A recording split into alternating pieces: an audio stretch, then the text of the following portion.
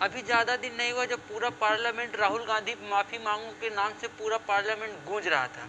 और पार्लियामेंट में पूरे भाजपा के नेता स्मृति ईरानी सब एक ही बात पे अड़े थे कि राहुल गांधी माफ़ी मांगो,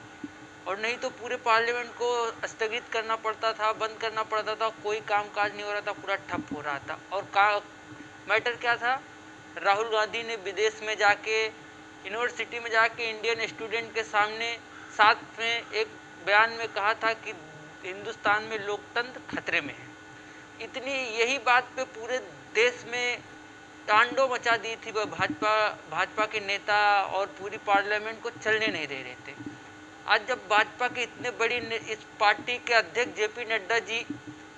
ये बयान दे रहे हैं कि 2014 से पहले भारत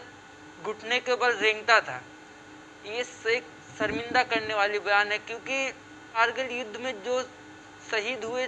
जवान थे उनका अपमान हुआ है, क्योंकि उन्होंने घुटना नहीं टेके थे, उन्होंने सीधा पाकिस्तान को चीर के 2 टुकड़ों में बांट दिया था, पाकिस्तान को टुकड़ों में बांट के बांग्लादेश बना दिया था, पाकिस्तान के छाती में घुस के और पाकिस्तान के 2 टुकड़े कर दिए थे, पाकिस्तान के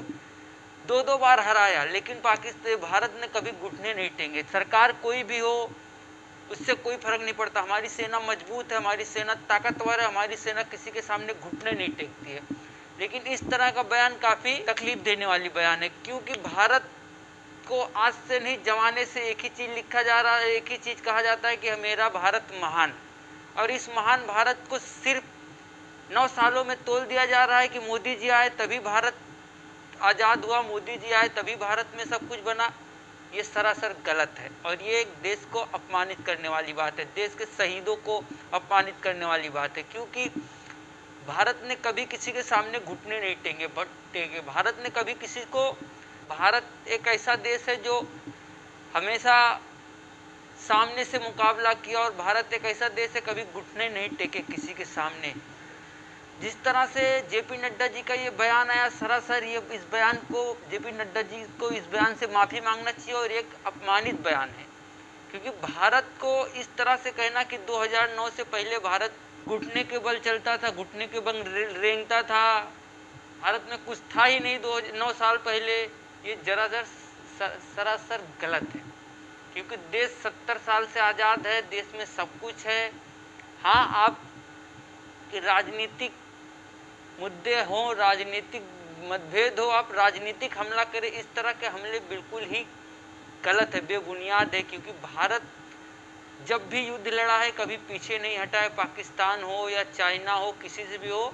जितना हो सका है भारतीय सेना ने लड़ा है, कभी घुटने नहीं टेके हैं। भारतीय सेना हिम्मती है, भारतीय सेना ताकतवर है, किसी से कमज़ोर नहीं है, और इस तरह कमज़ोर करने वाली बयान देना सरासर गलत है। जेपी नड्डा जी एक बड़ी पार्टी के समझदार अध्यक्ष हैं, लेकिन इस तरह का बयान शोभा नहीं देता है उनको। जेपी नड्डा जी को इस चीज़ पे सफाई देना चाहिए कि उन्होंने किस विनय पे इस बात को कहा कि भारत 9 साल पहले रेंगता था। तो आज के वीडियो में बस इतना ही, मिलते हैं किसी अगले वीडियो में। प्लीज़ हमारे चैनल को शेयर करें, सब्सक्राइब करें और कमेंट जरूर करें।